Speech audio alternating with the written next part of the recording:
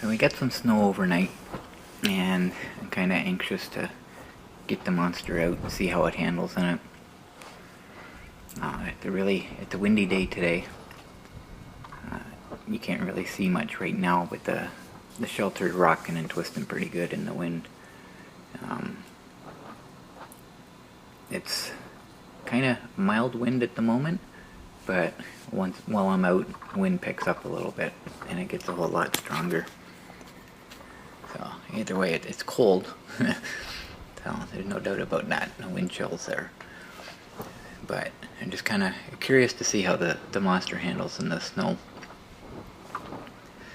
So I want to point something out. A problem with the shelter that I anticipated. I didn't anticipate the way it happened, but I'll be addressing it. Notice the door. It's kind of rolled up on an angle. It happens sometimes, but just remember that the door is actually rolled up. So I left it open when I left. And problem is there's velcro, the velcro strap that holds it up. And I've been kind of worried about it, not supporting the door and wearing out or whatever, and in the wintertime getting snow and ice in it. So anyways, I kind of slept in today, didn't get up as early as I wanted to, so the salt trucks have already been out.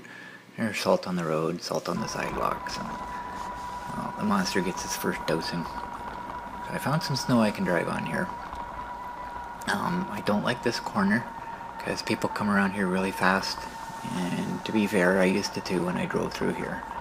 But if I meet somebody on the corner, you just suddenly appear, they suddenly appear, and everybody panics, and if they hit the brakes, when the road's slippery like that, it can slide right into me, so I tend to avoid the road here.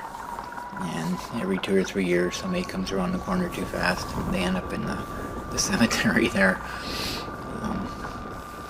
So anyways, fast forward here, I'm kind of looking forward to the snow and the trail. So I get there, and a big disappointment, there's no snow. Now, it's still early in the season. The ground's still pretty warm, so any snow that's here is it's either on the vegetation or it's on the bridges, because the bridges cool off quicker than the ground does, so they got airflow underneath them and that. So the bridges got snow, but not all of them. Some of them do, some of them don't. I think it depends on their location. This one there's not quite as much, but I think it's sheltered, it's not getting as much airflow underneath it. So that's my theory anyways. So I get to my relaxing bridge, and there's lots of snow on this one. But it's out in the open, it's exposed, it's a longer span, so there's a lot of airflow underneath it. So I think it tend to cool off quicker than the other ones. And this one here, it's a little more confined, it's not as out in the open. There's a lot of vegetation around it, so I think the airflow kind of got blocked from it. So as a result, there's not as much snow on it. So at this point, I want to drive in snow. So there's obviously not going to be anything here. So the next place I can think of where it will be down at the park, and they can drive across the grass there. Now, the river kind of comes around the corner here. There's like a hairpin turn, and all the water, especially during flood time, all the force is kind of pushed against the far bank, and on the inside the water moves a bit slower and swirls around, so it tends to deposit a lot of silt and sand and anything else that's floating in the water. And as a result of that, it's left kind of a little beach, and it's a popular spot for families in the summertime. When I stop down here, I usually stop and have a smoke, so I can't really just pick a place and go, because if there's people around, I'm not allowed to do that. So I don't really come down here in the summertime unless it's early morning. But it's a peaceful place. The water's generally pretty quiet. There are some rapids upstream a bit, but the nice thing about this, the reason it's an attraction for families, is because the water is really shallow, and the sand is pretty much at least out to the middle. So the kids can play in there safely, not worrying about them drowning. And even at the far end, it's deeper, and it's still not really all that bad, and the current's not all that strong. So upstream a bit, the beach is more gravel, and downstream there's no beach, but it's really deep water. It's more better for fishing or actually swimming in rather than just wading, playing on the beach or whatever. So at this point, I think this is the first time in my life that I've actually walked on a beach when there's snow. I don't ever recall doing that before. I generally picture beaches as being warm, a hot day or whatever, so it's kind of a little weird walking there, but it's peaceful anyways. Nobody around, so it's nice and private. Do what I want. Have a smoke, not worry about anybody being around me.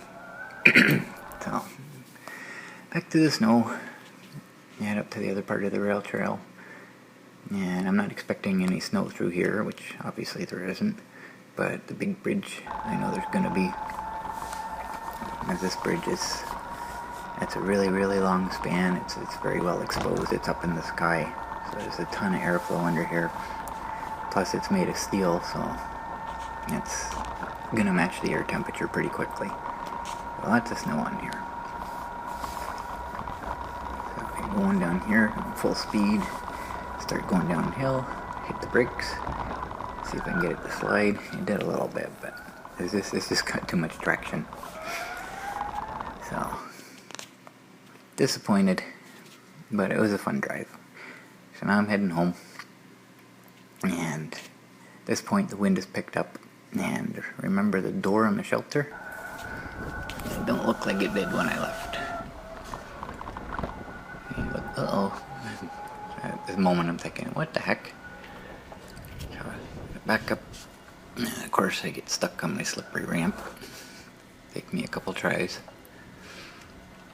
Even if it's just raining, the ramp gets pretty slippery. The tires spin on it. I had to get a bit of a run. So what's happened is the wind has pulled the door down. And with the steel bar in the bottom of it, it's kind of pushed it in, and it's inside knocking everything over. So the velcro isn't going to be strong enough to hold the door up. Now I worried about this. Over time the velcro is going to weaken, wear out. I'm not a fan of velcro for that reason. But being exposed to the weather, I figured it's going to be a problem, but I didn't figure anything would happen this quick. So I already have a solution in mind how I'm going to fix it. It's just a matter of getting to it. So rolling the door up, and it's like holding a sail, fighting the wind with it. But I gotta get it back up so I can get the scooter in. I'll roll it up, we'll load it up. Every once in a while it goes off on an angle. I haven't really figured out why. It doesn't always do that, but sometimes it does. Maybe it's where I start rolling it, I'm not sure. So, get the velcro secured. And now I'm going to rush to get the scooter in there before it comes down again. And I go in so fast that I couldn't stop in time and took out my charger and knocked it flying. But it didn't hurt it, so. So it was a fun drive, a little cold, but it was a fun drive. I'm disappointed we didn't have any snow, but it's early in the season. We're not going to be deprived for long. Well, eventually we'll get some really decent snow. We'll see how the monster handles in it.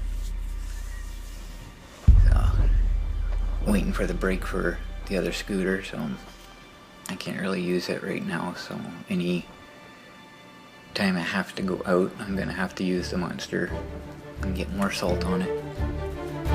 That is the brakes.